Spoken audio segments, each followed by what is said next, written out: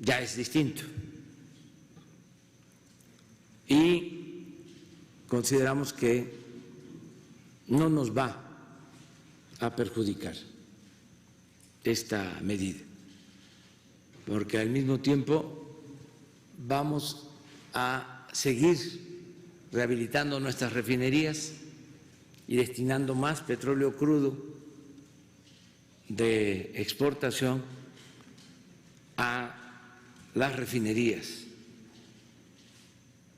aumentar su capacidad de producción. Esto va a requerir de consumir más petróleo crudo en México, vender menos petróleo crudo en el extranjero, y al producir aquí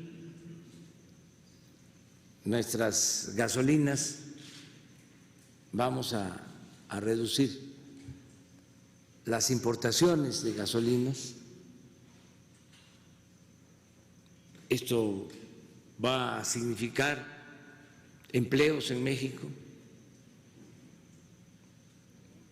y mantener una política de precios de las gasolinas como se ofreció y se ha cumplido, que no haya aumentos en los precios de las gasolinas en términos reales, que no haya los llamados gasolinazos que habían en el periodo neoliberal, en los gobiernos anteriores. Entonces vamos a explicar en qué consistió este acuerdo.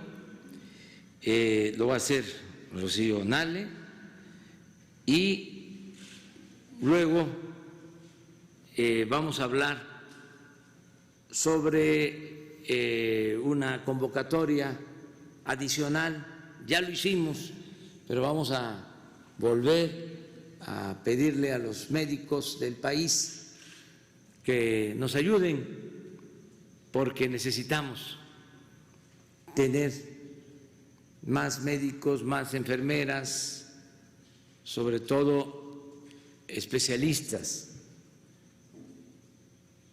Si no se tienen los especialistas, porque es un problema también del fracaso de la política neoliberal. En 36 años se dejó de impulsar la educación.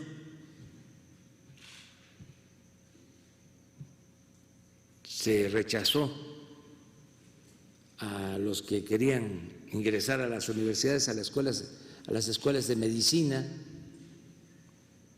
Se limitaba el acceso, y el resultado es que ahora tenemos menos médicos de los que necesita el país, y desde luego menos especialistas, y más aún menos especialistas en terapia intensiva, que son los que se requieren para enfrentar la pandemia del coronavirus. Entonces estamos haciendo todo un esfuerzo para que no nos falten los médicos. Se ha avanzado mucho a partir de la primera convocatoria. Se han inscrito como 14,000, ahora Alejandro Schwartz va a explicar.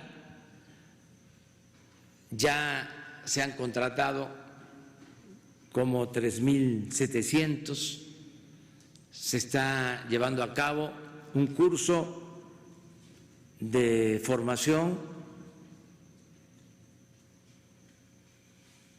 rápida, breve, y se tiene ya un diseño de atención especial.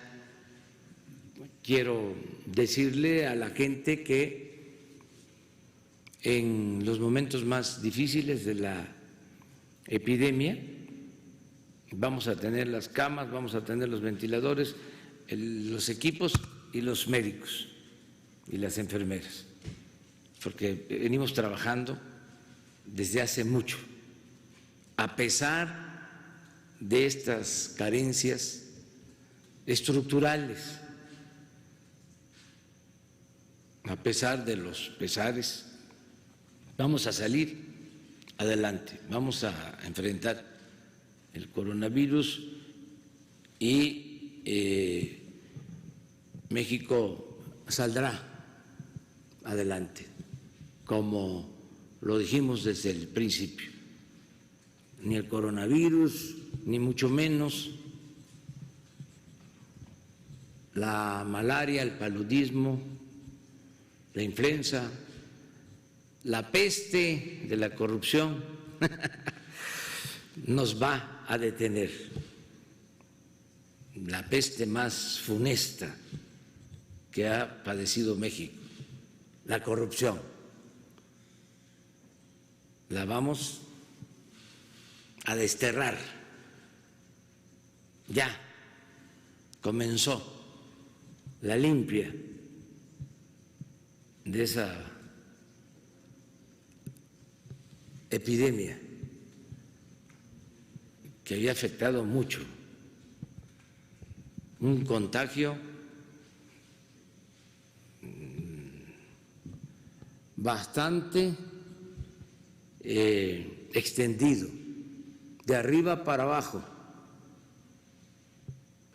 pero nuestras culturas le dieron inmunidad a nuestro pueblo. Y aun cuando decían que el que no transaba, no avanzaba, aun cuando decían que la moral era un árbol que daba moras, aun cuando estuvieron dale y dale diciendo de que había que triunfar a toda costa, sin escrúpulos morales de ninguna índole, aun cuando quisieron hacernos creer que la corrupción era parte de la cultura del pueblo de México, como llegaron a decirlo,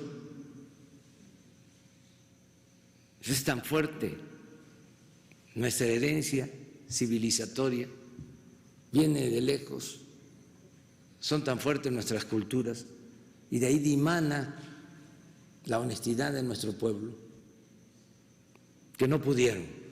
La mancha negra del individualismo, de la codicia, no pudo eclipsar a México.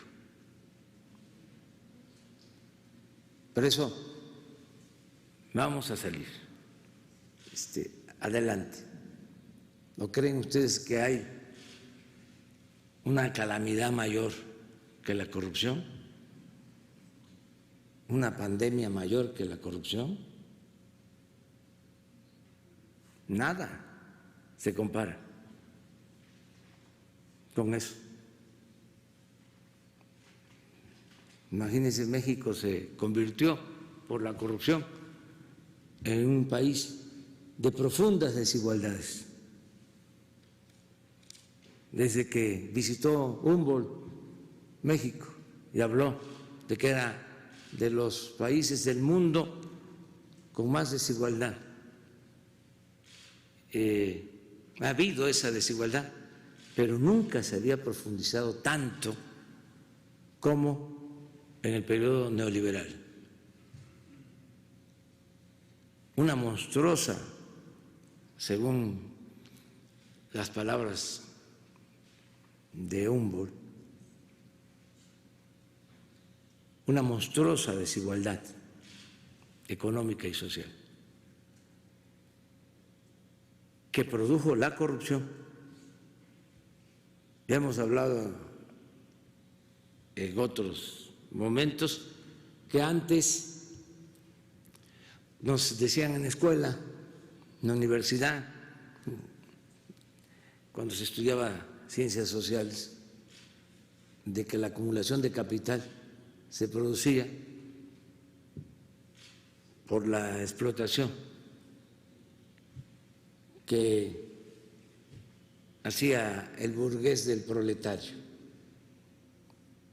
que el dueño de los medios de producción explotaba al trabajador y se quedaba con una plusvalía, una ganancia, y así se iba acumulando el capital de unas cuantas manos y se empobrecía al pueblo.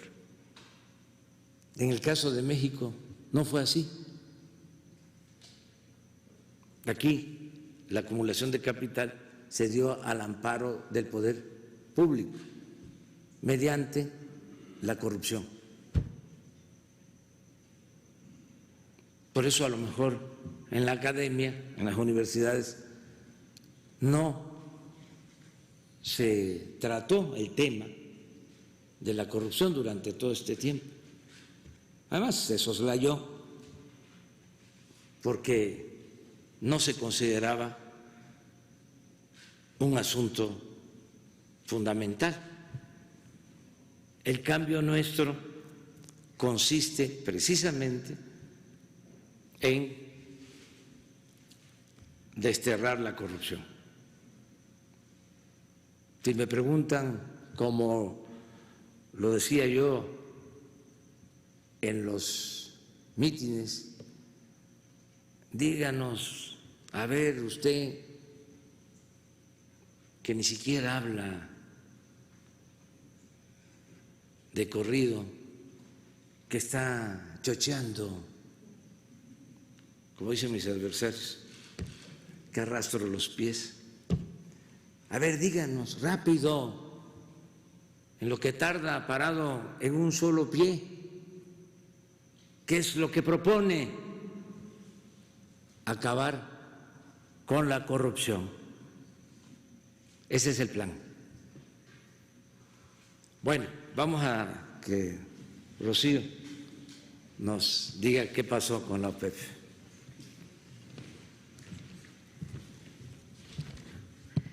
Buenos días, con su permiso, señor presidente. Bueno, efectivamente, la semana pasada hubo una reunión de la OPEP. México no pertenece a la OPEP. México pertenece a un convenio de colaboración que se firmó en el 2016 con el grupo que se llama OPEP, no OPEP, o ahora conocido como OPEP Plus. Y este convenio que se tiene con esta organización, pues es de colaboración para mantener los precios del mercado, para mantener los niveles de producción y como colaboración de todos los países. Esto es muy importante señalarlo. Por indicaciones del presidente, actuando México en una forma responsable, porque somos países productores, como muchísimos que no están en esta organización, que se llaman países externos, todos los países colaborando para estabilizar el mercado y sobre todo la crisis económica. Todos los países en el mundo, todos traen una crisis económica fuerte y países productores fuertes, que tienen una producción alta, traen una severa crisis económica. Nosotros somos productores y por instrucciones del presidente de la República, el licenciado Andrés Manuel López Obrador, nos dijo, a ver, vamos a colaborar a nuestras posibilidades y así se planteó en la pasada reunión del 9 de abril en la OPEP, no OPEP. Primero partimos de lo siguiente. Ustedes aquí en la gráfica van a ver cuál es la demanda que se venía dando en el país de consumo, en el mundo de consumo de petróleo. En el 2018 traíamos una demanda de 98.84 millones de barriles por día. En el 2019 se llega a un pico de demanda de 99.67 millones de barriles. a febrero del 2020 hay una caída de la demanda de 10 millones de barriles. Todo esto es por la pandemia que hay, donde aviones dejaron de circular, vehículos en todos los países están estacionados, la movilidad bajó considerablemente, entonces no hay demanda de combustibles. Abril, más o menos, se calcula que son 16 millones de barriles menos que hay de demanda. Y vienen 2 meses muy fuertes, tanto en Europa como en América Latina, de movilidad por la pandemia, porque todo mundo está en sus casas, como ya aquí se ha explicado ampliamente. Entonces, la demanda energética baja considerablemente y con ello, pues el precio del petróleo entra a condiciones muy bajas, y hay algunos países donde su extracción es muy cara y esto genera una crisis económica. En esta reunión de la OPEP Plus, o OPEP-NOPEP, se hizo un planteamiento. Todos los países productores hay que hacer un sacrificio, hay que cortar producción.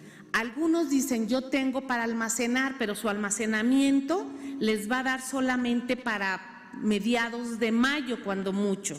Después de mayo ya no van a tener capacidad de almacenamiento y van a tener que cerrar válvulas, sean empresas de Estado o sean empresas privadas. Este es un análisis económico en el contexto. Lo que sigue, por favor. Se llegó a el planteamiento es que en los 2 primeros meses todos los países pertenecientes a esta organización y a los que están adheridos al convenio, que son 23 países, hicieran una reducción del 23% de su capacidad. De México, ¿qué explicamos? Nosotros dijimos, cada país debe de hacer el recorte de acuerdo a su capacidad extractiva. No es lo mismo Arabia Saudita, que produce 12 millones de barriles al día, que nosotros, que traemos 1.753.000 barriles por día. El porcentaje a nosotros nos afecta mucho económicamente y técnicamente. A Arabia Saudita, ellos fijan una reducción mayor por su porcentaje mayor. Por indicaciones del presidente, y como ya se ha comentado, nosotros dijimos, podemos 100,000 barriles como colaboración al recorte mundial, porque no todos van a recortar menos nosotros, ¿no? México está en esa actitud y propusimos 100,000 barriles, quedando México, si ustedes ven la tabla de % de recorte, todos quedan con 23% y México queda con 6%. Hay 3 países que no traen ahí registro porque ellos, por ejemplo, hay un país que ya trae 1 millón de barriles menos de recorte por cuestiones geopolíticas que ellos traen. Esto se acuerda, fue una negociación larga, tuvimos que explicar el por qué. Porque México traía un recorte, una declinación de producción acelerada desde hace años.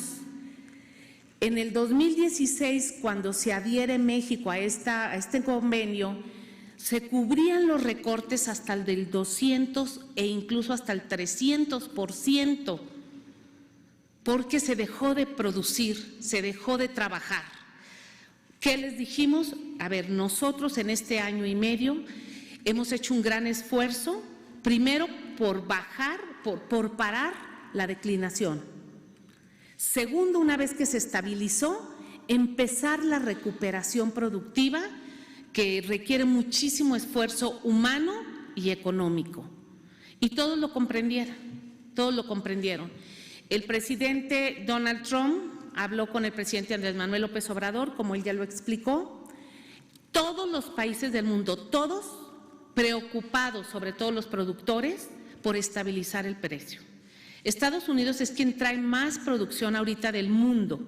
Ellos traen 13 millones de barriles por día. Entonces, por supuesto, Estados Unidos había puesto en la mesa, porque él es del grupo externo, 1,5 millones de barriles.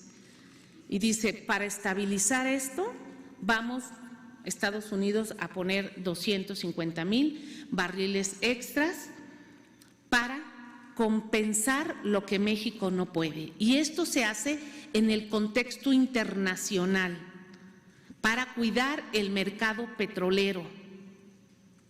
No, nosotros en un momento dado no estábamos obligados a estar en esta reunión, pero somos un gobierno serio que cuando llegamos había este convenio ya firmado y nos hemos presentado en esa mesa con el convenio que se tiene firmado por gobiernos anteriores. El siguiente fue la segunda etapa de este convenio, de julio del 2020 a diciembre del 2020, donde ya los países dicen del 23% vamos a reducir solo el 18%.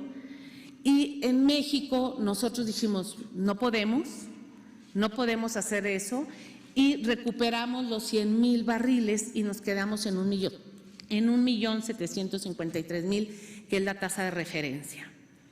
Este fue el acuerdo más importante que se logró para todo este año, con el agradecimiento a todos los países, porque al final de cuentas todos los países integrantes mostraron su comprensión y su apoyo para México. Por supuesto, el agradecimiento que ya el presidente Andrés Manuel López Obrador dio al gobierno de Estados Unidos por asumir una cuota que se le estaba pidiendo a México, y por supuesto también al gobierno de Rusia, donde el presidente Putin hace un reconocimiento al esfuerzo que está haciendo México.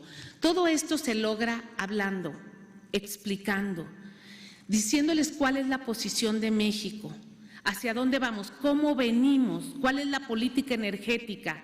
Y todos estos países y los países externos pues tienen su propia política energética. Todos quisieran producir más, todos quisieran vender más, pero hoy el mercado mundial no tiene demanda. Y lo que están haciendo los países es mandar a sus refinerías para procesar y generar sus gasolinas, o cerrar la llave o almacenar, pero el sistema de almacenamiento es reducido en todo el mundo para la capacidad, y el almacenamiento se tiene contemplado cuando mucho que se sature el próximo mes de mayo.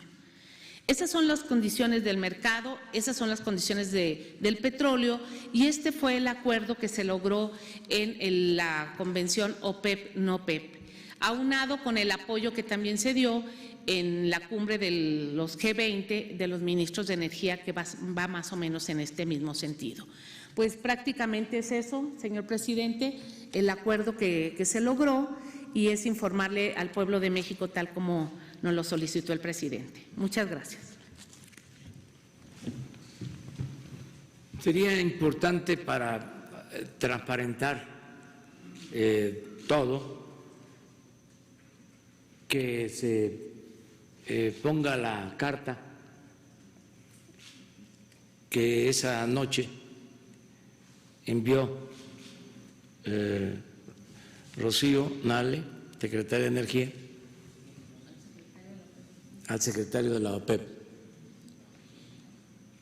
porque, a ver si se amplía. ¿La puedes leer? Sí. Esto porque de inmediato nuestros adversarios empezaron a hablar de que había una negociación secreta, entre otros medios, El Universal. Sí, así es. Es dirigida al señor Mohamed Sansuy Barquindo, secretario general de la OPEP. Dice: como resultado, derivado de la reunión realizada el pasado 9 de abril del 2020, México hace el esfuerzo de cooperación para estabilizar el mercado petrolero mundial. Como expliqué en la reunión ministerial, nosotros hemos hecho un gran esfuerzo en estabilizar una declinación productiva que traíamos de años atrás. Esto nos costó un gran recurso económico y humano. Sin embargo, México ha buscado la manera de sumarse a dicho esfuerzo y hemos encontrado un gran apoyo en estos momentos de Estados Unidos de América. Por esta razón, el presidente Donald Trump y el presidente Andrés Manuel López Obrador convinieron en un apoyo de cuota de producción para quedar en los siguientes términos. 1. México disminuirá 100,000 barriles por día los próximos 2 meses a partir del 1 de mayo de una producción registrada de 1,781,000 barriles por día de nuestra producción de marzo del 2020, bajaremos a 1,681,000 barriles por día. 2. Los Estados Unidos de América se comprometen a reducir adicionalmente 250,000 barriles por día a lo que iban a entregar originalmente. El presidente Trump afirma que esta decisión se toma para compensar a México. Agradezco el apoyo y comprensión de su Secretaría y de los países integrantes del grupo PEP y no PEP. Estoy cierta que todos los esfuerzos se verán compensados con la recuperación económica mundial. Atentamente, Rocío Nales, Secretaria de Energía, y trae copia para el licenciado Andrés Manuel López Obrador, presidente de México, y para el ministro Dan Brouillette, secretario de Energía de Estados Unidos. Bueno, esto es lo que tiene que ver con el acuerdo de reducción. Creo que ayudó. No es que en automático hayan aumentado los precios del crudo, porque si se ve así de manera simplista, se puede decir no sirvió el acuerdo de disminución. Lo que se tiene que tomar en cuenta es de que había el riesgo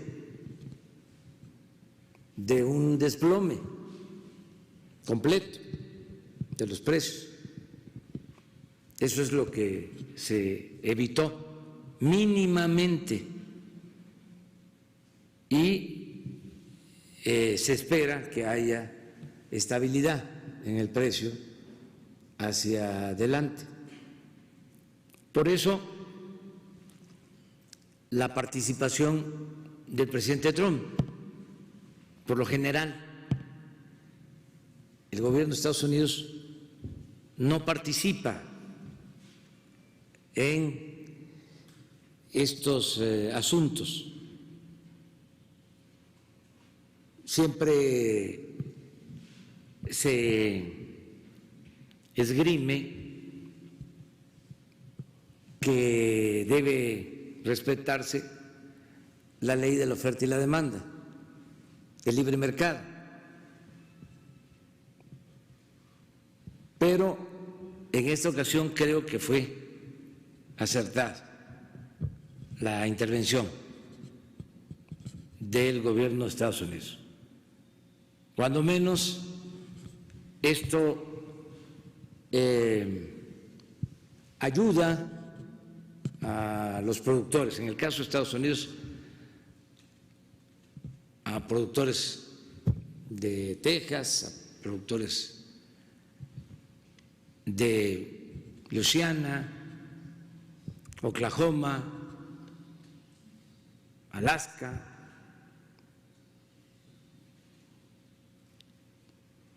y sobre todo ayuda a detener la caída de la economía mundial. Eso es lo que tiene que considerarse en este asunto.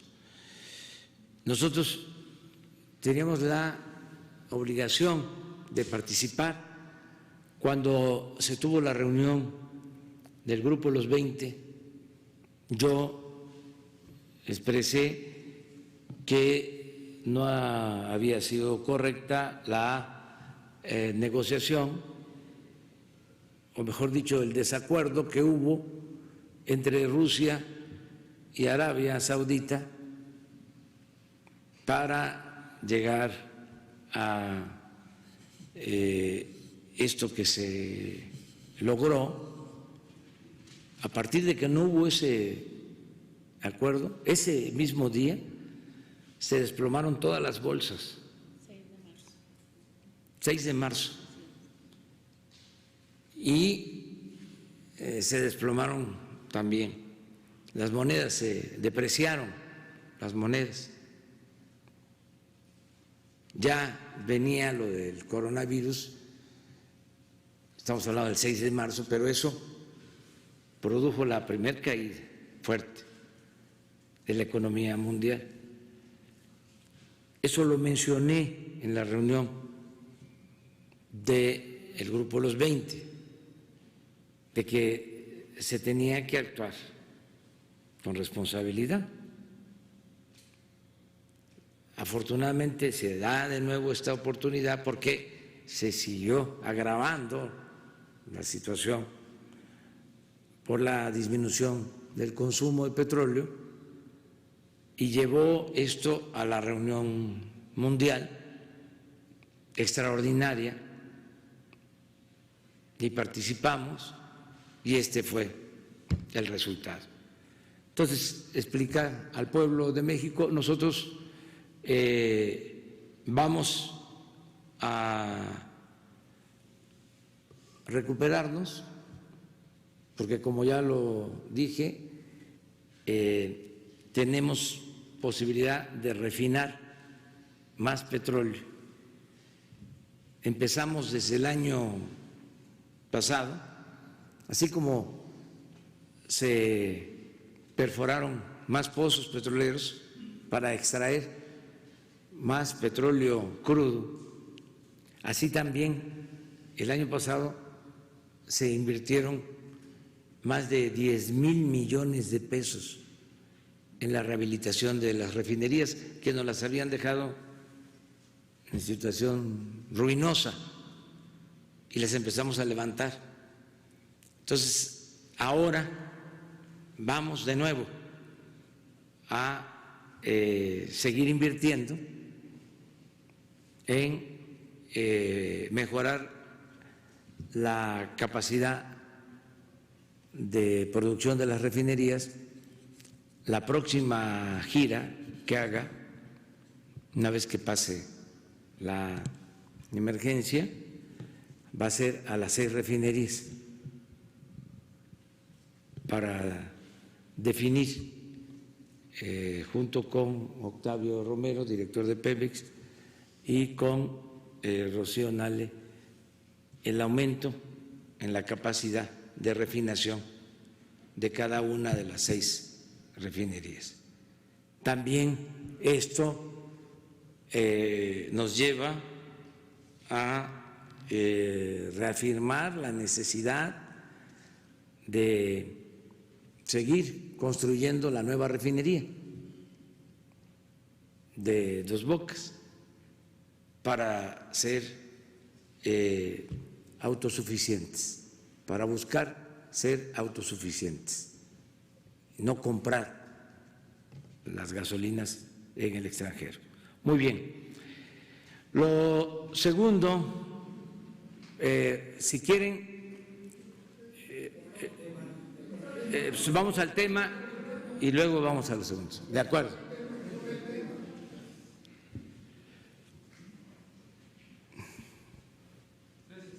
Presidente, buenos días. Son 2 preguntas para la secretaria de Energía, o si es posible que nos los conteste el director de Pemex. A mí me gustaría preguntarle, dado que abordó la capacidad de almacenamiento, en este momento, ¿cuál es la capacidad de almacenamiento del crudo mexicano? ¿Los almacenes presentan alguna alerta o hay capacidad suficiente? ¿Y hasta qué fecha México tendría esta capacidad de aguantar, guardar el crudo mexicano? ¿Qué va a pasar mientras la demanda de petróleo se levanta? ¿Cuál es la ruta a seguir para poder sostener esta falta de venta? Y, presidente, después le quiero hacer una segunda pregunta a usted, por favor. Pues yo creo que Octavio.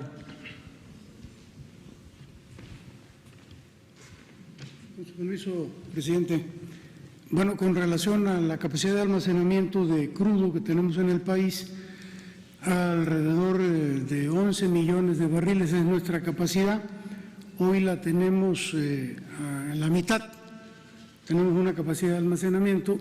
Este era un problema que se venía teniendo en Petróleos Mexicanos durante muchos años, inclusive la falta de capacidad de almacenamiento obligó en varios años, sobre todo en los tiempos de los nortes, a cerrar producción. Durante todo el año nosotros estuvimos trabajando mucho en la rehabilitación de depósitos, de las cavernas salinas, y hoy día, pues, sobre todo ahora que están muy bien los tiempos, sobre todo en el mar, que es donde se exporta, pues tenemos una capacidad suficiente, es decir, para las condiciones que veníamos operando. Director de Pemex, de 11 millones de aquí a que de nuevo el mercado se levanta. Bueno, nosotros ahorita estamos vendiendo hasta el día de hoy continuamente, no se han caído nuestras ventas, de manera que no hemos necesitado ocupar la capacidad de almacenamiento. Siempre tenemos reuniones semanales para ir midiendo cómo va nuestra capacidad de almacenamiento y viendo con PMI que los embarques se hagan, que no se nos vaya disminuyendo la capacidad de almacenamiento, previendo lo que pudiera venir. Okay. Gracias. Presidente, la segunda pregunta tiene que ver como con las refinerías, que ya adelanto un poco que las va a visitar, pero si nos pudieran presentar o nos pudieran decir un adelanto de cómo se ha avanzado en la rehabilitación de las mismas. Ya nos las había comentado un poco la secretaria Nale hace 2 meses, pero ahorita sí ya hay un avance mayor en estas refinerías. Y es una pregunta también sobre el coronavirus a usted, presidente, sobre cómo le ha informado la secretaria de Gobernación y el consejero jurídico sobre la preliberación de personas en situación de cárcel ante la pandemia del coronavirus. ¿Se acuerda que le pregunté este tema en la semana pasada? Sí. A ver si me puede compartir algo, por favor. Yo pienso que sobre este tema último, mañana informamos, porque sí pedí que nos dijeran cómo vamos. Es una iniciativa que enviamos, pasó de la Cámara de Diputados al Senado y está en espera en el Senado. Yo considero que la van a aprobar, tan luego reanuden sesiones. Presidente, pero ¿le preocupa la población carcelaria, la población en situación de cárcel ante esta pandemia? Digo, en la Ciudad de México la jefa de gobierno ha hablado de que ya se podría iniciar la liberación de personas de mayores de 60 años, de mujeres embarazadas. ¿Qué pasa a nivel federal, presidente? Estamos, bueno, no viene mal el que tratemos el tema, porque seguramente los senadores lo están escuchando, el senador Ricardo Monreal, para que se atienda esto con urgencia, que se apruebe esta ley de amnistía, porque va a beneficiar a adultos mayores, entre otros, y que pueden salir porque no cometieron delitos graves. Eso es lo que plantea la iniciativa. Entonces, ya por la edad que puedan salir, ojalá y se apruebe para que se publique pronto y ya podamos iniciar. Lo podemos hacer en breve si el Senado nos aprueba la reforma. Lo de la refinería, ¿lo puede explicar? La rehabilitación de las refinerías va aproximadamente en un 60% del programa que se le presentó al presidente el año pasado, a principios del año pasado. Prácticamente, como lo mencionó, pues se encontraron en un estado muy mal. Los almacenes estaban vacíos, no hay refaccionamiento, Pemex el año pasado hizo una compra de más de 10 mil millones de pesos de refaccionamiento para las 6 refinerías. Sus gastos de operación, donde incluye catalizadores, productos químicos, las normativas, todo lo que lleva una refinería, pues también ya se le empezaron a dar recursos. Aquí pongo, por ejemplo, un ejemplo.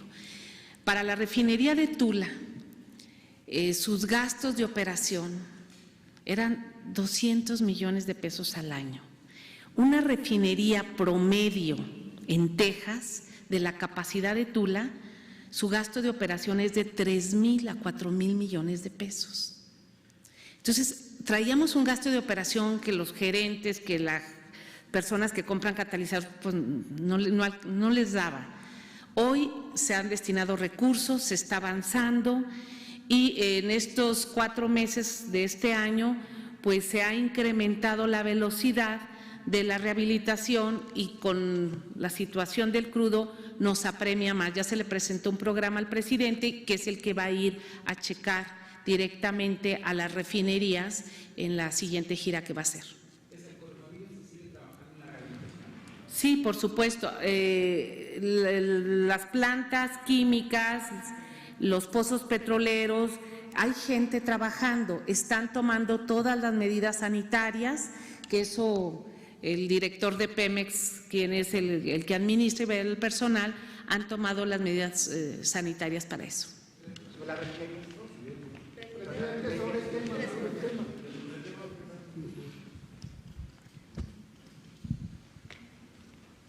Buenos días, señor presidente. Eduardo Esquivel Ancona, Análisis Económico, Grupo SDP.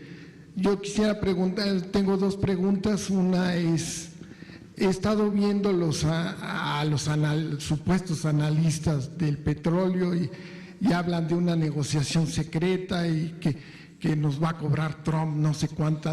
Hacen, como decía mi abuela, las cuentas del gran capital. Uno dice que hasta 3,000 millones de dólares nos van a cobrar.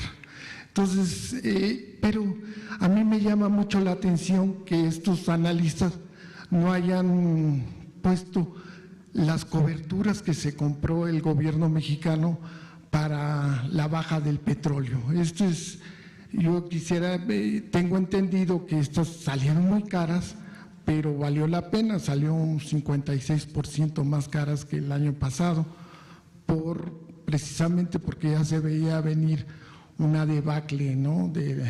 Ya venían malos augurios de la economía mundial y por eso salieron tan caras.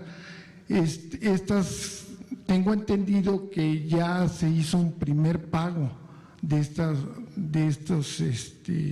coberturas a Pemex porque fueron distintas, ahora se pagan mensualmente y tienen un costo del 49%. Lo que no he podido encontrar de estas coberturas, ¿cuál es el porcentaje del total que es de lo que se extrae de petróleo? ¿Cuánto es el porcentaje que tienen estas coberturas del total? Me gustaría saber qué porcentaje se está cubriendo. Sí, en cuanto a ingresos de Hacienda por petróleo, es cobertura total, o sea, se tiene esa protección. En el caso de Pemex es un porcentaje nada más de lo que se exporta. ¿Qué porcentaje es de la cobertura? En total vamos a recibir, presidente, de este año. A ver, por favor. Y explica lo de Hacienda, nada más que… Sí. En el caso de Hacienda, bueno, hacen cobertura total y en el caso de Pemex es una parte de nuestra producción. Este año estamos recibiendo, porque efectivamente es distinta la cobertura que tiene Pemex. Nosotros es un pago mensual el que recibimos cuando el precio baja por debajo de lo pactado con el seguro. Estamos calculando este año recibir alrededor de 7,500 millones de pesos por concepto de la cobertura del seguro. Tengo otra pregunta. Sí. Aquí aprovecho también para decirles, hablando de coberturas, que hoy tengo una reunión con los integrantes del Banco de México, porque hay, y esto lo informo al pueblo, cuando se deprecia la moneda, el Banco de México tiene que compensar a la hacienda pública con un monto. Eso lo entregan, de acuerdo a la norma, hasta abril del año próximo. Pero es como una cobertura, esto por la depreciación del peso. O sea que ahí tenemos un excedente que nos va a ayudar mucho en esta circunstancia, aun cuando se va a disponer hasta abril del año próximo. Esas son las cuentas que queremos hacer bien, pero sí es algo importante,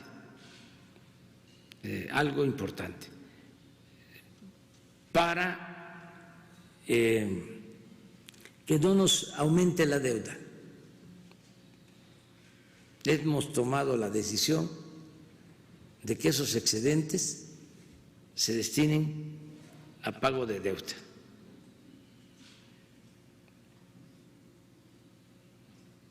Pues nos va a ayudar a reducir montos por servicio de deuda y a mantener nuestra política de no aumentar impuestos, de no crear impuestos nuevos, de no aumentar en términos reales los precios de las gasolinas, del gas, del diésel, de la luz, por cierto, porque ayer en las redes empezaron a hablar de los aumentos en el precio de la luz, falso, de toda falsedad. Son los traviesos que andan buscando confundir. Entonces, también hicimos el compromiso de no aumentar en términos reales la deuda. Y ahora, en esta circunstancia difícil, pues estamos haciendo todo un esfuerzo para que no aumente la deuda. Y esta cantidad excedente nos va a ayudar con ese propósito. ¿Ya? Quisiera hacerle otra pregunta. Las calificadoras Standard & Poor's y la otra Fitch bajó la calificación de Pemex a especulativa, a BB+, con tendencia a la baja. Entonces, esto no afectará las futuras bonos de deuda que emita Pemex, la empresa. No habrá un castigo más fuerte, que se pida más, que dé más Pemex para los inversionistas, más porcentaje. Esa sería la siguiente. Pues creo que no, porque el año pasado se hizo una renegociación de deuda en Pemex y disminuyó la tasa de interés. Incluso se amplió el término, el plazo de pago en Pemex. Entonces no creo que afecte. Por último, nada más quería decirle que nos juntamos un grupo de amigos, de economistas y de comercio exterior, y hicimos unas propuestas para la reactivación de la economía. Si usted me permitiera entregarlas. ¿Cómo no? Y muchas gracias. Sí, porque esto hay que sumar y hay que proponer, no nomás criticar. De acuerdo, muchas gracias. Muchas gracias. Mujer, compañera. Y falta otra compañera mujer. Ahí está, dos, ya para equilibrar. Buenos días, señor presidente. Berenice Telles, del Diario Nacional 1+1.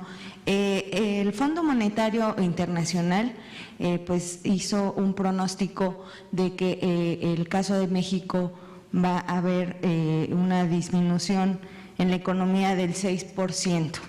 Y bueno, en comparación ante la crisis, el caso de Italia va a ser del 9%. Entonces, no sé, ¿nos puede dar su opinión con respecto a esto? Pues yo creo que hay que esperarnos. Hay que actuar con mucha responsabilidad. Esto aplica para lo del precio del petróleo, aplica para la actuación de las calificadoras. ¿Cómo? Ya lo dijimos y lo repito, en estos momentos de inestabilidad, que no hay normalidad económica, financiera, productiva, no existe normalidad. ¿Cómo califican ahora? ¿Por qué no esperar? O mejor dicho, ¿por qué descalifican ahora? Porque no solo es el caso de México, es general. O sea, son de los cambios que hacen falta hacerse. O sea, el actuar con responsabilidad en estos momentos, ¿no? Y lo tercero también son los pronósticos. O sea, ¿por qué ahora esperar? Pronósticos de crecimiento, que 9% menos en Italia, 6% menos en México. Esperar,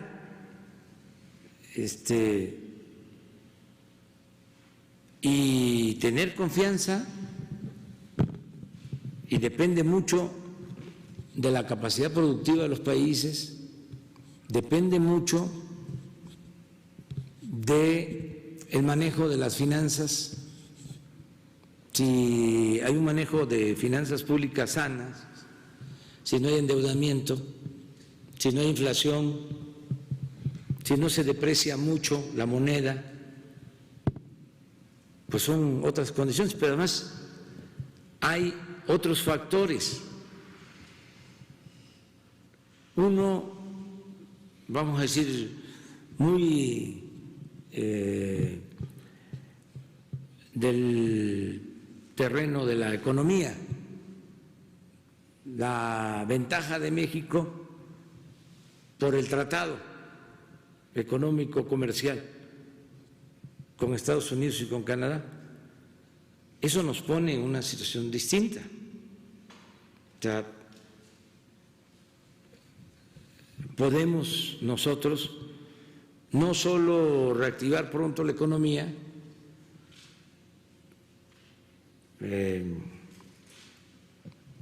porque va a haber pronto también más demanda en Estados Unidos y nosotros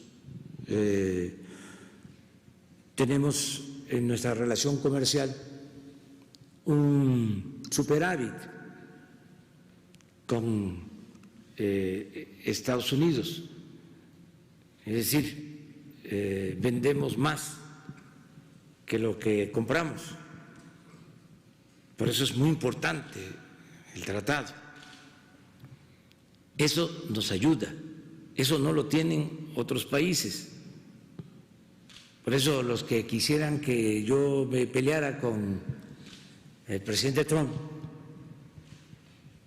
pues se van a quedar esperando un tiempo, porque nosotros lo que buscamos es una relación de cooperación con Estados Unidos en beneficio de nuestros pueblos. Y esto lo demuestra. Entonces, esos son factores que hay que tomar en cuenta. Y otro que es todavía más importante, que no tiene que ver con los parámetros del modelo neoliberal, es la distribución del ingreso. Porque si hay crecimiento, pero no hay distribución del ingreso, pues acumulan riqueza, se benefician los de mero arriba y el pueblo padece. Pero si se procura la distribución del ingreso, como se está haciendo en México, se garantiza el bienestar del pueblo. En nuestra estrategia, lo dijimos, de recuperación, lo primero es el bienestar del pueblo, lo segundo es el bienestar del pueblo y siempre el bienestar del pueblo. Terminando la etapa crítica de la epidemia, vamos a inyectar recursos a la economía popular, a la economía familiar, como nunca. Se va a fortalecer la capacidad de consumo. Y si hay capacidad de consumo, pues tiene que haber producción. Si hay demanda. Entonces, ¿dónde se tiene que medir la situación económica del país? En el volumen general de ingresos sin distribución o en las tiendas donde compra la gente. Es decir, hay que estar pendiente de cómo van las ventas. No voy a mencionar las cadenas comerciales que tienen presencia en todos lados, en el norte, en el centro, en el sur, porque no voy a hacerles publicidad, pero también en las tiendas de abarrotes, en las carnicerías de los pueblos. Si la gente tiene para comprar carne una vez a la semana o dos, ahí es donde se ve. Pero imagínense, los tecnócratas, pues, de esto no saben porque no les enseñaron eso, o sea, ni conocen los pueblos. No han ido, pues, a visitar México. Puede ser que conozcan más los países del extranjero que nuestro país, que es tan bello, que además como México no hay dos. Pero bueno, eso es lo que puedo decir acerca del pronóstico de lo que me estás comentando. Aquí, ella. Gracias. Presidente, buenos días. Lidia Arista, reportera de Grupo Expansión. Quisiera preguntarle sobre la demanda que tienen algunos gobernadores para pedirle más recursos para atender la epidemia por el coronavirus. Y por otro lado, también hay gobernadores que quieren romper el pacto fiscal. Esta sería una primera pregunta, por favor. Pues llevamos muy buena relación con los gobernadores. Lo que pasa que pues siempre hay polémica, hay debate, pero eso es consustancial a la democracia. No podemos pensar todos de la misma manera. Lo que sí les puedo comentar es que se les han entregado todos los recursos hasta por adelantado. En el caso de los recursos de salud, se les entregó hasta junio. O sea, para que no se vaya a decir que no tienen Están pidiendo los fondos. recursos extraordinarios para estados y municipios, es decir, piden más. ¿Van a venir más? Claro, porque todo lo que se está logrando, por ejemplo, este acuerdo que firmamos con los hospitales privados, pues es para todo el país, sin distinción. Todo lo que estamos comprando de equipos es para todos. O sea, sería ruin, canallesco, negar equipos médicos, ¿no?, a ciertos estados, solo porque tengan diferencias con nosotros. De ninguna manera, porque es el pueblo de México el que necesita el apoyo. ¿Tiene calculado a cuánto ascienden estos recursos que se entregarán de aquí, bueno, después de junio? No tengo el dato exacto, pero sí se los podemos dar. Y, presidente, en este sentido, ¿también tiene ya calculado cuánto le va a costar a México la pandemia? Es decir, usted mencionaba que había una bolsa de 40,000 millones de pesos. Digamos, ¿con estos recursos alcanzan o van a ser necesarios más? Sí, alcanza. Eso sí le puedo comentar. Tenemos recursos suficientes porque ahorramos y porque se acabó la robadera. Okay. Entonces, lo único que estamos padeciendo es también algo que externé en la reunión del G20, de que la epidemia produjo pues escasez de equipos médicos y especulación. O sea, se compraba un ventilador, no sé, en 100,000 pesos y ahora lo venden en 1,000,000. Entonces, eso es lo que se está padeciendo. Y la ONU es como las cosas de Palacio. En Palacio, las cosas caminan o se camina despacio. La ONU ha tardado mucho en procurar garantizar igualdad, equidad, precios justos en la compra de los equipos, el no acaparamiento.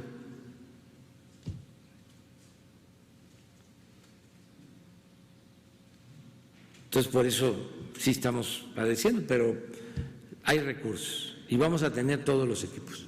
Presidente, y la segunda pregunta, por favor, sería, vemos que ya en Sonora se empezaron a implementar multas porque la gente no sale de casa, digamos como una especie de toque de queda, solo bajo ciertas circunstancias la gente puede salir. Yo sé que usted ha dicho que no va a haber toque de queda, pero ¿qué piensa de esta situación? ¿Es necesario ponerle multas a la gente para que obedezca? Vemos que, por ejemplo, en la Ciudad de México, muchos por necesidad, pero otros, pues no, digamos, no entienden esta situación de quedarse en casa.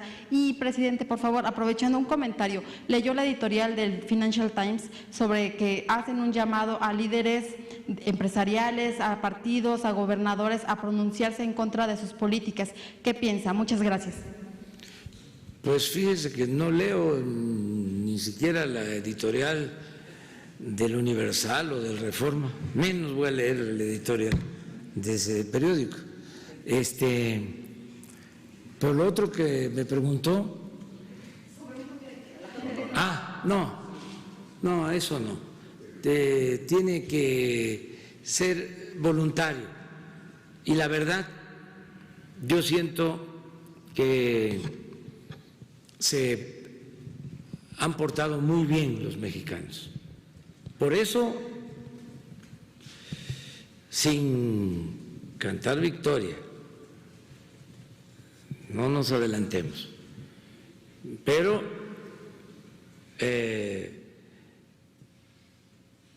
a pesar de la epidemia, no hemos tenido un desbordamiento. Fundamentalmente por la responsabilidad de la gente, del pueblo de México. La mayoría. Tengo datos sobre movilidad en la Ciudad de México y a nivel nacional y se ha reducido considerablemente. Y mañana vamos a hablar de este tema. Acuérdense que mañana hablamos ya del plan hacia adelante, entonces no quiero adelantar, pero de todas maneras en estas horas, antes de la conferencia mañana, que sigamos siguiendo al pie de la letra las recomendaciones de aislarnos, de la sana distancia, de no salir de casa más que por lo indispensable. Y nos ha ayudado mucho el pueblo, el comportamiento del pueblo. Ha sido ejemplar.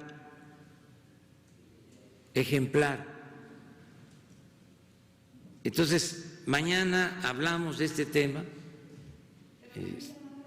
Porque van 130 infracciones. Yo creo que pues somos libres. Recuerden ustedes que México es un país democrático, ahora sí, de verdad, y federalista. Y entonces existe la independencia, la soberanía de los estados y el municipio libre. Eso lo establece el artículo 115. Existe, desde luego, un pronunciamiento federal, ¿sí?, un mandato federal ante la emergencia que se debe de respetar. Pero lo mejor es no acudir a lo coercitivo,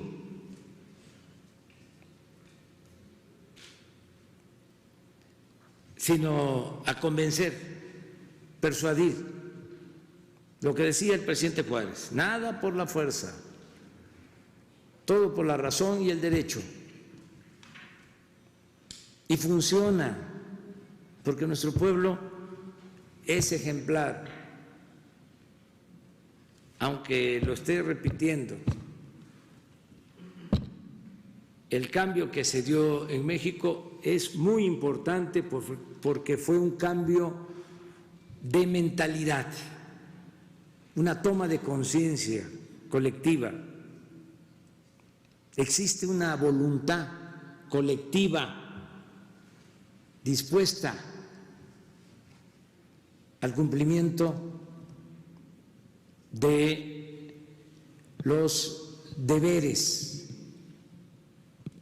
una voluntad colectiva dispuesta a cumplir con los deberes ciudadanos. Eso es lo que hay en México. Esto les parece a algunos increíbles, por eso padecen, se angustian, se enojan, porque en su imaginario están pensando que el pueblo no existe, como era antes, que no tomaban en cuenta al pueblo para nada, le daban la espalda al pueblo. La política era asunto de los políticos, la economía asunto de los economistas. No, la política, la economía, la vida pública es asunto de todos. Esa es la democracia, ese es el cambio que hay. Entonces, no, imagínense una mentalidad autoritaria de estas que se acentuaron en el periodo neoliberal, es decir, la gente no entiende. Esa es su forma de pensar. La gente no entiende. La gente es malagradecida. La gente no sabe, y hasta no quiero usar una palabra ofensiva. Y así, etcétera, etcétera, etcétera. Un desprecio al pueblo. Y ellos son los sabiondos.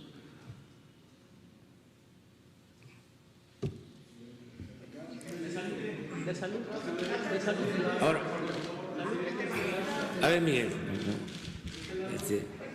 por respeto. Por respeto. Después. Gracias. Muy buenos días, señor presidente. Buenos días, colaboradores. Señor presidente, desde 1981, cuando la gran crisis petrolera que hace que Jorge Díaz Serrano abandone la petrolera, tantas voces en pro del petróleo y tantas voces en contra del petróleo, que hay que venderlo a como dé lugar porque ya no va a valer nada. En 1981, junio, esto es lo que se decía: no vale nada, hay que venderlo, malbaratarlo, ya no va a valer nada. De 81 para acá han corrido algunos años y la discusión parece viva.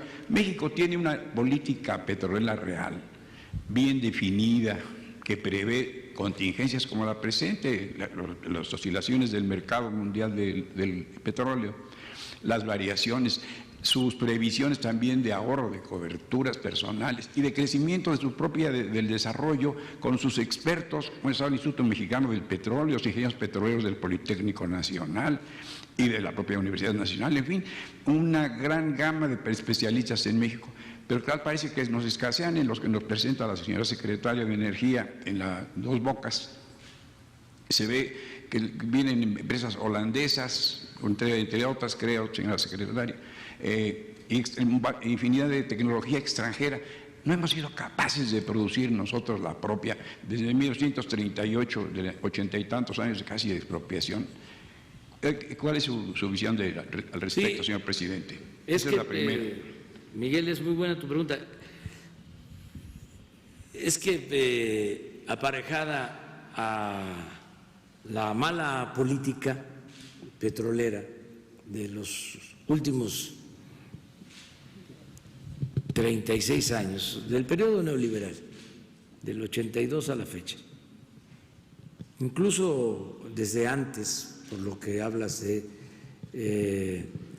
el gobierno de López Portillo, donde teníamos que prepararnos para administrar la abundancia porque se incrementó notablemente la producción y fue cuando empezó a exportarse más crudo. Cuarto productor mundial. Sí. Entonces México. Sí, porque hasta los años 70 se cuidó mucho de que se produjera petróleo para el consumo interno. Y en todo este periodo, desde el 38 hasta los años 70, finales de los 70, pues fue cuando se hicieron las refinerías, se desarrolló la industria petroquímica y se convirtió el Instituto Mexicano del Petróleo en un ejemplo mundial en cuanto a conocimiento, manejo de tecnología petrolera. Era ejemplo en el mundo. ¿Qué pasó en los últimos tiempos? Bueno, fueron políticas petroleras equivocadas las que se aplicaron, se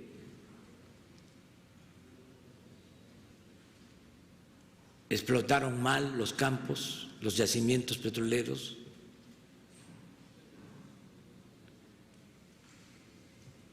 se extendió como nunca se expandió la corrupción en Pemex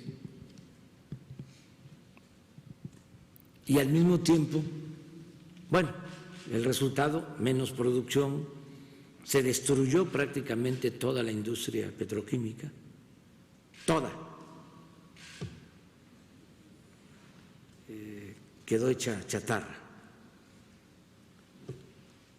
Las refinerías que dejaron, las 6, en ruinas,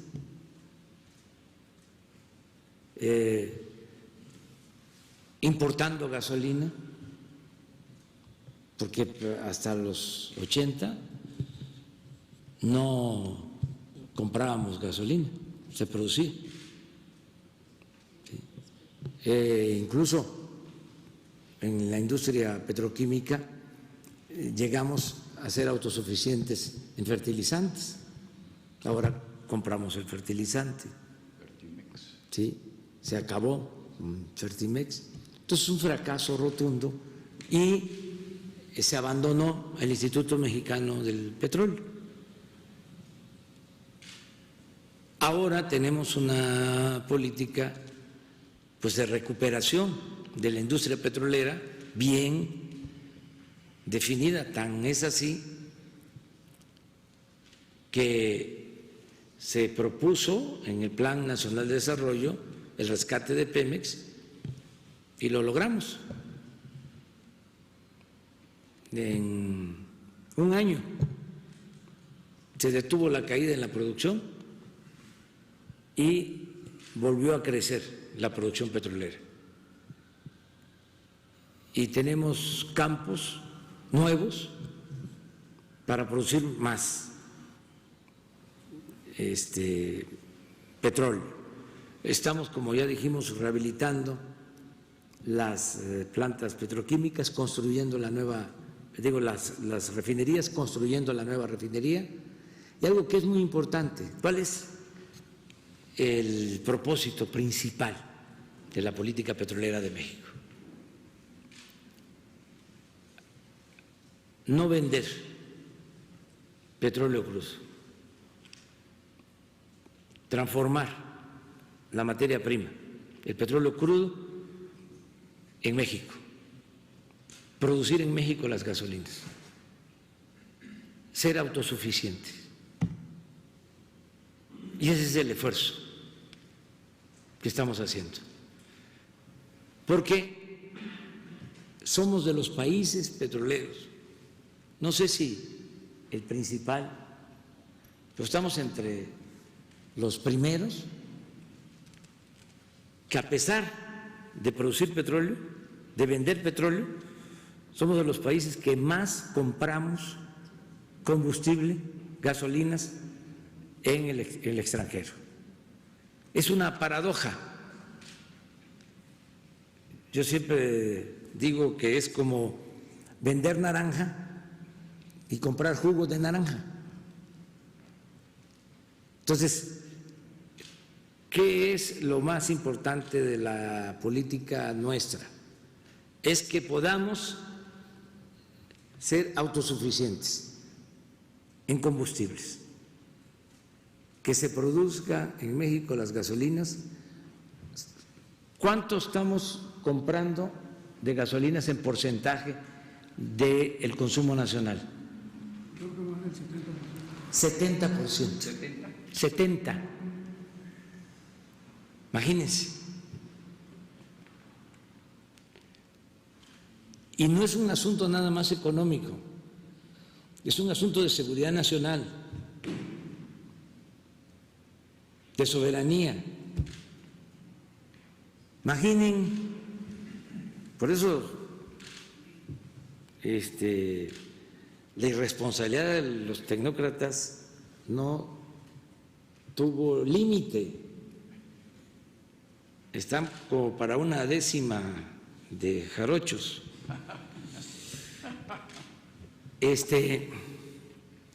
No se midieron.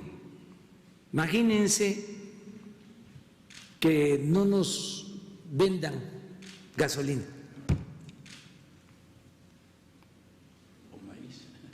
¿Cuánto tiempo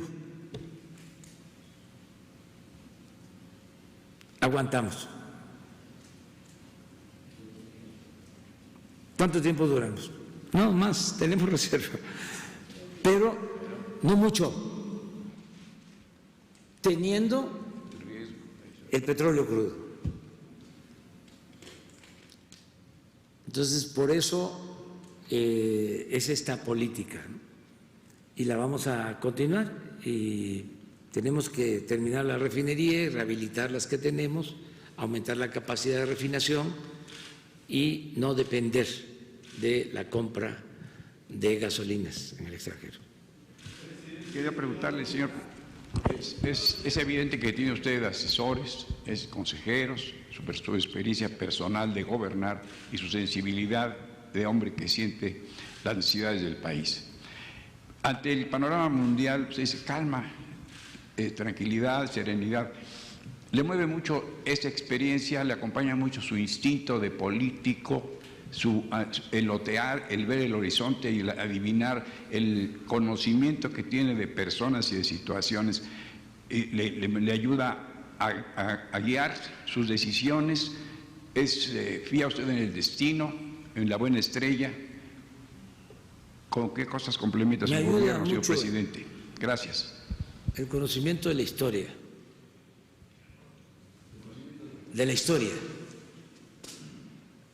Y esto también para política exterior. ¿Cómo han sido las relaciones de México históricamente con otros países del mundo? Y en particular, ¿cómo ha sido la relación de México con Estados Unidos? Desde los momentos más difíciles, los agravios mayores, el gran zarpazo, hasta tiempos de cooperación y de entendimiento, como los que se dieron en la época del presidente Lincoln y del presidente Juárez, el entendimiento del presidente Roosevelt con el presidente Cárdenas.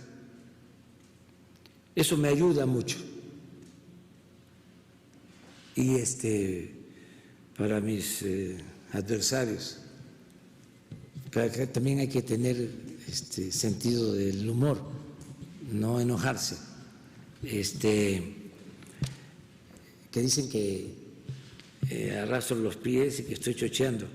Fíjense que ayuda mucho la madurez.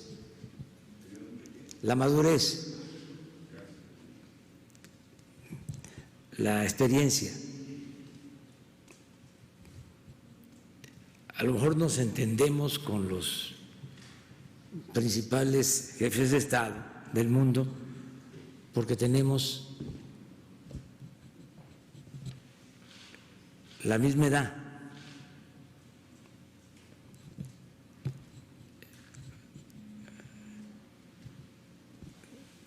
Con el presidente Trump, con el presidente de China, con la canciller Merkel, incluso con el presidente de Rusia, Putin. No son chamacos, ya es gente madura, no viejos, maduros. Entonces todo eso ayuda mucho, porque en este noble oficio de la política hay que saber autolimitarnos. Es pasión y razón, cabeza y corazón, el equilibrio, ¿no?, de las dos cosas. Entonces hay momentos difíciles, ¿no?, pero se puede llegar a acuerdos y eso es lo que hemos logrado para el bien del país. Un gran respeto en esta negociación, pues no solo ayudó la intervención del presidente Trump, que dicho sea de paso, era también ayudar a los productores de Texas, porque hay que pensar en lo que cuesta producir un barril de petróleo. Ya ven que hablaban mucho del fracking. Entonces los costos de producción con fracking son más elevados. Entonces ya no hay utilidad, no hay ganancia. Nosotros tenemos la ventaja, explotando con los métodos de siempre del Instituto Mexicano del Petróleo, que podemos extraer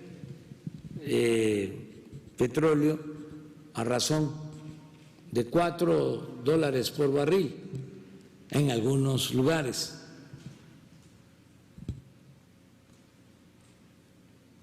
Entonces, todo esto es lo que se toma en cuenta. Hay momentos complicados, difíciles, pero se sale adelante. Les comentaba, para regresar, los que estaban reacios, más difíciles, porque de inmediato Rusia aceptó la propuesta nuestra. Primero aceptó el presidente Trump, o sea, llegó al acuerdo con el presidente Trump. Luego el gobierno ruso aceptó, y donde había un poco de resistencia era en Arabia, pero al final se portaron muy bien. Le tocó a Rocío, platícales cómo fue que te tocó a ti pedirles el voto, a ver, platícale. Sí, bueno, la negociación duró muchas horas el primer día y efectivamente Arabia Saudita no aceptaba tan fácil la condición que nosotros estábamos colocando, y en la segunda reunión que se tuvo el domingo, pues ya habían aceptado las condiciones, ya se había hecho el análisis de cuánto se iba a recortar en el mercado. Hicieron un señalamiento o un reconocimiento del esfuerzo que estaba haciendo México, reconocieron la participación directa del presidente de la República, porque en todo esto, en estos días, todos los movimientos, el presidente estaba siendo informado. La negociación pues prácticamente fue entre el presidente y una servidora, y ellos estaban conscientes, igual que estaba el presidente de Rusia, igual que estaba el rey de Arabia Saudita. Era una negociación de jefes de Estado, y al final, cuando ya tomamos la votación, porque se había acordado, faltaba nada más tomar la votación de Arabia Saudita, y todos decidieron que fuera México quien le pidiera el voto a Arabia. Entonces, pues ya le pedí la votación al ministro de Arabia Saudita, que es el príncipe, quien está de ministro de Energía es el príncipe, y le dije, Excelencia, ya México aceptó los acuerdos, ya los 22 países también, y quiero preguntarle si Arabia Saudita va a estar de acuerdo en lo que se está planteando. y la razón fue, la respuesta fue estamos de acuerdo y felicitamos a México y nos pidió el presidente, el príncipe, perdón, pidió un aplauso especial para la delegación mexicana o para el pueblo de México. Entonces así fue. Muy bien, a ver. La compañera, luego vamos. Gracias. Vamos por. Gracias, presidente. Reinaide Ramírez, periodista independiente, reportera y de pie de página. Tengo dos preguntas. La primera es justamente con lo que usted hace referencia ahorita de que no se le toma en cuenta al pueblo los gobiernos anteriores o como haya sido y como sigue siendo justamente hoy en Sonora. En Hermosillo también, la alcaldesa de Hermosillo, Célida López Cárdenas, aprovechó esta coyuntura de la contingencia para poner en venta un campo deportivo que está en el centro del municipio, de la ciudad, y que es uno de los muy pocos áreas deportivas que quedan, de los pocos pulmones. Está junto a un humedal que hace 2 años se organizaron los ciudadanos. Hay como alrededor de 50 organizaciones civiles, sociales, deportivas, ecologistas, etcétera, artistas que están trabajando porque esta zona no se venda, porque la intención del gobierno del estado también es vender la parte que es dueña del estado, y esta parte que era dueña del municipio se puso en venta justo ahora en esta contingencia. Este campo deportivo tiene 3 campos de béisbol, 1 de fútbol, tiene área de bicicross, de motocross, tiene pista de atletismo, o sea, todo en la manera rudimentaria porque los campos deportivos están abandonados en Sonora. Entonces puso a la venta esta área para sacando un acuerdo del Cabildo, y ayer explicó que lo pospone, lo iba a hacer en subasta pública el próximo viernes, pero lo pospuso justo porque se organizaron, a pesar del control que tiene la alcaldesa de los medios locales, que todavía se tiene allá, y que es de Morena, y bueno, panista, padrecista, pero es de Morena, salió por Morena. Y del control que tiene el Estado, esto trascendió a las benditas redes sociales. Entonces se pudo lograr detener por un momento que ella ayer dijera que posponía, no cancela la venta, la pospone hasta que pase la contingencia del COVID para que pueda hacer una subasta ya presencial.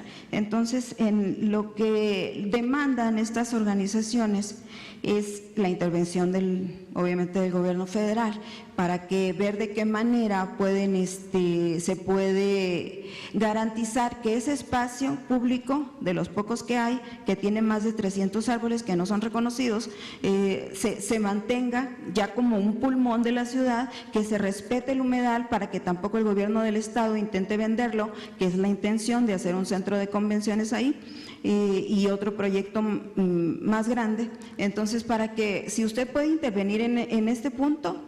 Y bueno, el argumento de la alcaldesa es que no tiene recursos para nada. Entonces, preguntando a algunos reporteros, encontramos que no tienen un plan de austeridad debidamente aplicado.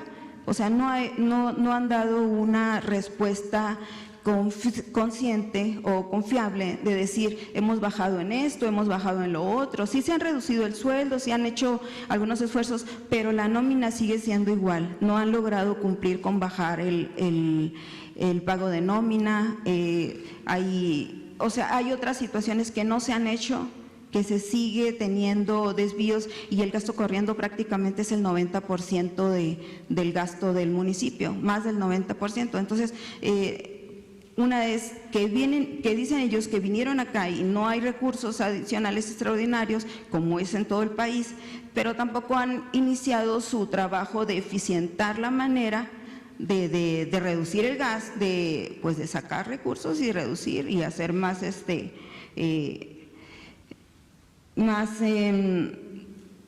¿cómo se dice? Ay, me interrumpió este muchacho, pero bueno, el punto es que si usted puede atender este asunto y para que definitivamente se garantice que ese predio quede ya para los hermosillenses, para los sonorenses.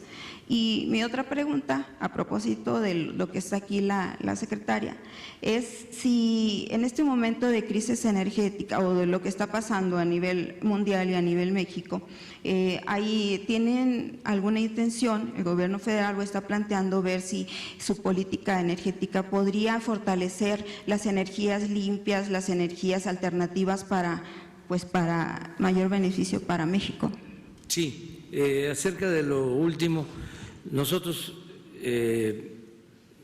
vamos a seguir impulsando todo lo que son energías alternativas para no depender del petróleo, que es un recurso no renovable. Todo esto de disminuir la producción también significa guardar este recurso para las nuevas generaciones, porque no es nada más de nosotros, de nuestra generación, es de los que vienen detrás de nosotros, y tenemos que actuar de manera responsable. Por eso la apuesta no era desde el principio a producir más de la cuenta, la apuesta es producir lo que se requiere para garantizar nuestro consumo de combustibles. Y sí vamos a seguir ayudando en todo lo que es el fomento de energías alternativas, es indispensable, fundamental. Acerca de lo que planteas de Hermosillo, yo creo que la actuación de la presidenta municipal es por la situación tan precaria del presupuesto de los ayuntamientos. No solo es el caso de Hermosillo, es el caso de la mayoría de los gobiernos municipales y también de los gobiernos de los estados, porque nosotros recibimos una hacienda pública en crisis, llevamos a cabo medidas, estamos combatiendo la corrupción, evitando el despilfarro, ahorrando, quitamos todos los lujos, y esto mismo, como tú lo señalas, lo tienen que hacer en los estados y lo tienen que hacer en los municipios, porque también ellos heredaron haciendas públicas quebradas, gobiernos que heredaron deudas, gobiernos estatales, muy difícil de manejar, han tenido que ir reestructurando deudas. Ya ustedes eso lo saben, bueno, es de dominio público, de cómo actuaron ciertos gobernadores de manera irresponsable y endeudaron. Y esto mismo pues lo padecen los gobiernos municipales. Yo le voy a dar una buena noticia. Primero al pueblo de Hermosillo, Sonora, y también a la presidenta municipal y a la gobernadora. No van a tener necesidad de vender ese terreno, porque según leí o me informé, era para obras urbanas, sobre todo bacheo. Les puedo ya decir que vamos a destinar 500 millones de pesos del gobierno federal para Hermosillo, para estas obras. Es un plan emergente que se va a aplicar en 50 ciudades. Vamos a invertir 25,000 millones de pesos. Es un promedio de 500 millones Por ciudad. por ciudad. ¿Qué otras ciudades? ¿Cuánto iban a obtener Bueno, hablaba por la de venta? ¿Cuánto calculaban? 180 mínimo, 180, ¿Cuánto? 180 millones mínimo, Bueno. pero de ahí eran 120 para el bacheo. Bueno, van a tener 150, es mi palabra. ¿Qué otras ciudades? Ah, ya, hasta ahí. Ya después damos a conocer. Gracias. Ya. Muy bien. Pero mira lo que hiciste, ¿eh? Por eso es muy bueno el periodismo libre, lo que ustedes aquí hacen de plantear las denuncias, demandas, los sentimientos de la gente. Ya tenemos que hacer la convocatoria para los médicos. Miren, solo agregar que me enteré también ayer de que rechazaron mi propuesta de adelantar la revocación del mandato. Yo envié esa iniciativa de ley, fue una propuesta de nosotros, para que se hiciera la revocación del mandato, se llevara a cabo la consulta el año próximo, el mismo día de las elecciones, con el propósito de que no cueste, si van a estar ahí los funcionarios electorales, las mesas, pues es nada más lo que cuesta una boleta. Además la pregunta es muy sencilla: ¿quieres que continúe o que renuncie el presidente de la República? ¿Sí o no? O sea, se raya lo que quiera la gente. Y así envié yo la iniciativa original y la pospusieron hasta el 22. Ahora que están formando los frentes en contra mía y que hay toda una campaña de calumnias, guerra sucia, mentiras completas, verdades a medias,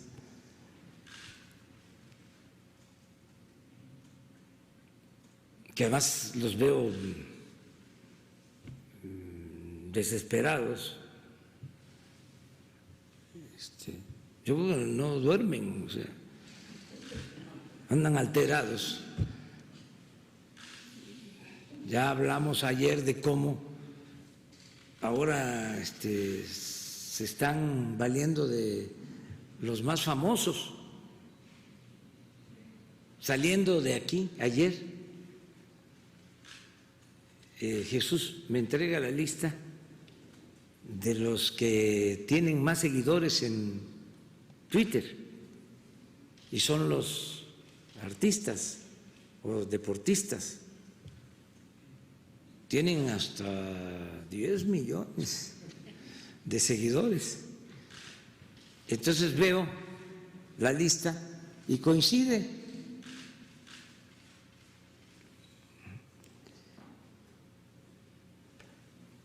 Entonces, pues no tarda y sale otro famoso, porque ya los de antes ya no les ayudan. Entonces, como están así en ese plan, además soltando muchísimo dinero,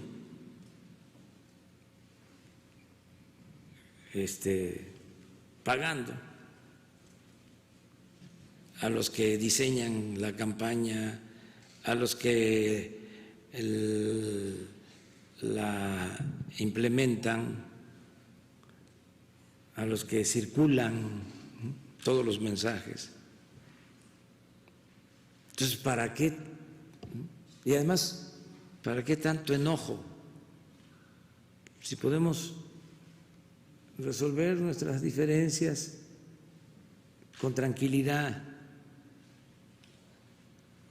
con serenidad. Para eso es la democracia. Y tenerle confianza al pueblo, que sea la gente la que decida. Entonces, ¿por qué esperar hasta el 22? Si vamos a tener en junio del año próximo elecciones. Ya de una vez, yo les digo, para el 1 de diciembre, ese es mi compromiso, yo termino de establecer las bases de la transformación. El 1 de diciembre. Ya les comento, la última reforma a la Constitución que me importaba muchísimo fue la reforma al Cuarto Constitucional, y ya se aprobó, que es toda una revolución pacífica. Imagínense elevar a rango constitucional el derecho de los adultos mayores a la pensión. Ya me puedo ir tranquilo. Elevar a rango constitucional el derecho de las niñas, de los niños pobres a una pensión. El derecho de los estudiantes, de 11 millones de estudiantes pobres, a recibir una beca.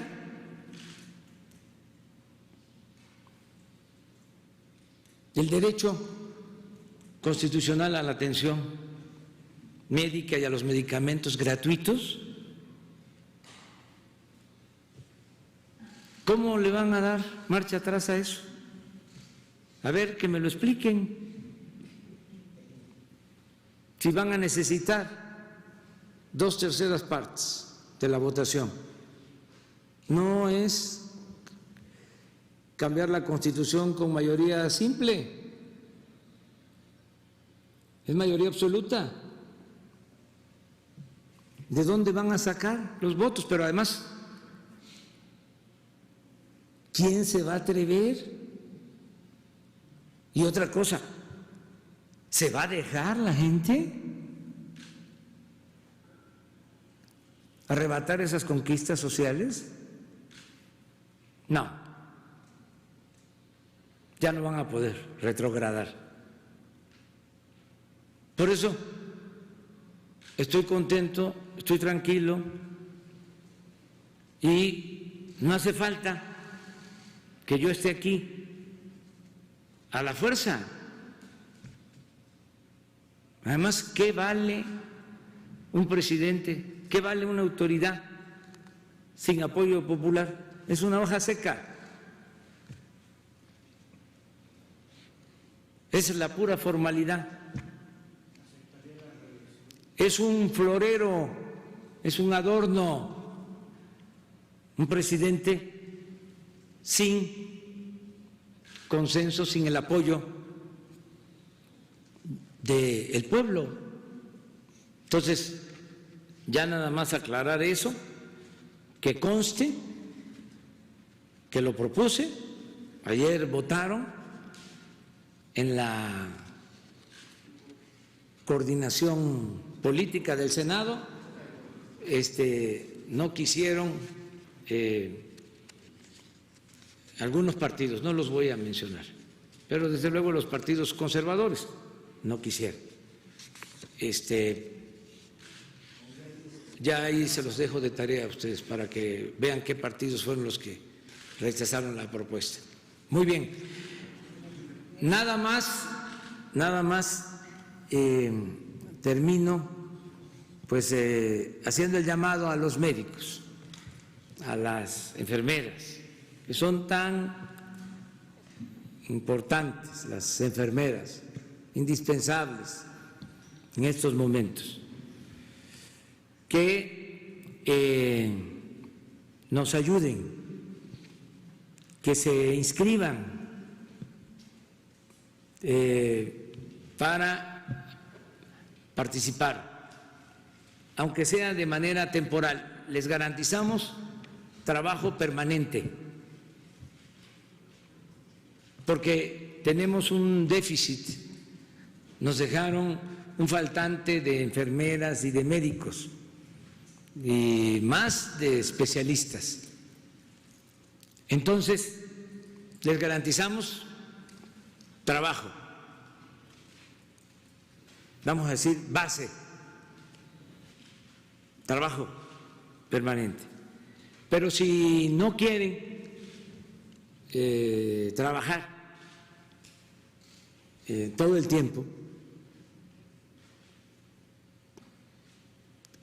que nos ayuden cuando menos 6 meses.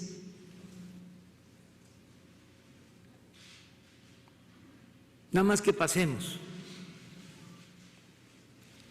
esta situación difícil para nuestro pueblo. Se pueden inscribir, están llevándose a cabo cursos de capacitación.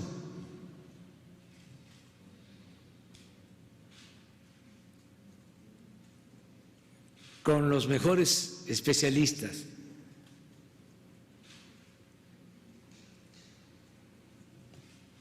El doctor Alejandro Schwartz va a explicarles en qué consiste este apoyo, cómo podrían inscribirse. Ya hay médicos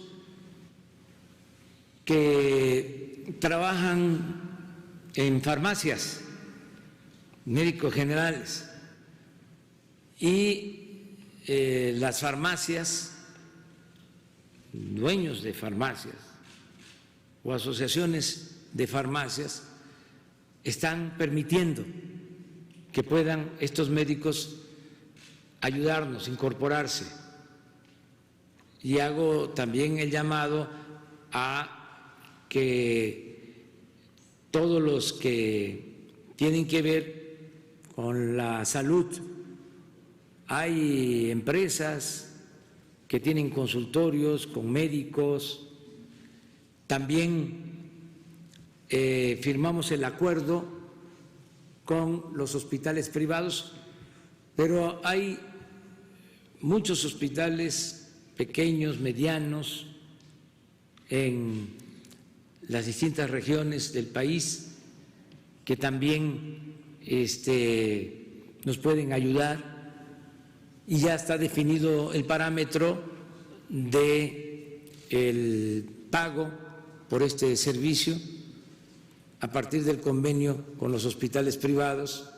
Entonces, esto aplicaría para cualquier hospital particular que quiera ayudarnos. Nos estamos preparando.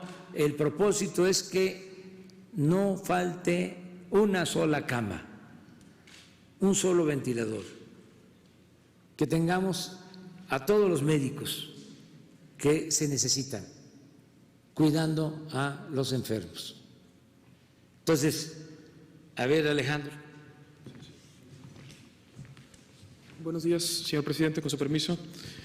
Nuestro país y el mundo viven momentos inéditos, pero los recursos humanos para la salud, nuestros profesionales, siempre han mostrado una gran entereza y un gran compromiso ante momentos de adversidad. Los profesionales de la salud están hechos de una materia solidaria que les permite afirmarse ante la realidad y, por supuesto, ayudar. Ante ello hacemos un llamado muy sensible a todos nuestros médicos, a nuestras doctoras, a nuestros doctores, en especial los que poseen algún tipo de conocimiento o especialidad en terapia intensiva, neumología, medicina interna, infectología y anestesiología, también a nuestras enfermeras y enfermeros especialistas, sobre todo los que poseen conocimientos en terapia intensiva e inhaloterapia. Tenemos un pequeño video, si nos ayudan por favor a difundirlos para poder atraer a este recurso humano tan importante en estos momentos para nuestro país. Por favor. ¿Tiene audio? Para la atención del COVID-19, el Instituto de Salud para el Bienestar convoca a médicos o médicas especialistas en terapia intensiva, urgencias, medicina interna, neumología, infectología y anestesiología. También se requieren enfermeras o enfermeros especialistas en terapia intensiva e inhaloterapia. En este momento, México te necesita. Inscríbete en médicosdelbienestar.salud.gov.mx. Ya estamos contratando. Como señalaba el señor presidente, nuestra meta es que todos los pacientes que tengamos por COVID sean atendidos por un equipo multidisciplinario, que todos nuestros pacientes tengan los médicos que necesitan para su atención. Ante ello hacemos un profundo llamado, un atento y respetuoso llamado a todas nuestras médicas a que se inscriban en la convocatoria de Médicos del Bienestar. Ya estamos contratando y tendrán la gran oportunidad de poder ayudar a nuestro país que así nos los está demandando. Muchas gracias, señor. Esto es, en general, es un llamado. Yo estoy seguro que va a seguir habiendo respuesta. Acuérdense que ya hicimos un primer llamado y se inscribieron muchos y estamos ya contratando a enfermeras, a médicos, pero hace falta más. Es mejor que sobre y no que falte. Por eso, todavía es tiempo. Teníamos interés en hacer este llamado, porque todavía esta semana y la próxima podemos terminar de capacitar, de formar y de contratar a todo el personal necesario para enfrentar pues el momento más crítico de la epidemia. Muchas gracias.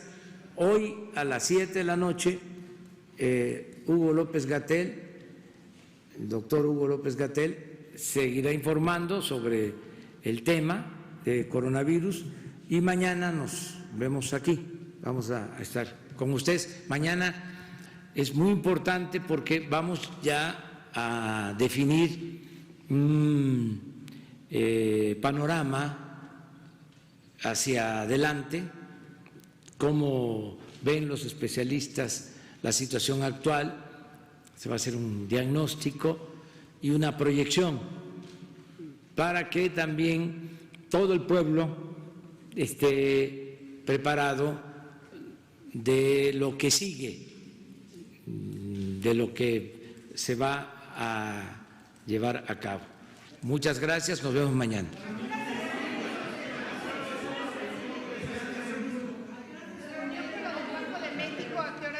Creo que es a las 10. ¿Se reúne con empresarios también hoy? Hoy también con salud. ¿Con empresarios? A las 8 de la noche. ¿Y con empresarios, presidente? Hoy no. Hoy no. Hoy no. La capacitación es local en cada estado de la salud. Es general, es aquí. Informan en ese teléfono, ¿verdad? ¿Y la contratación solo es por 6 meses? No, es indefinido, sí.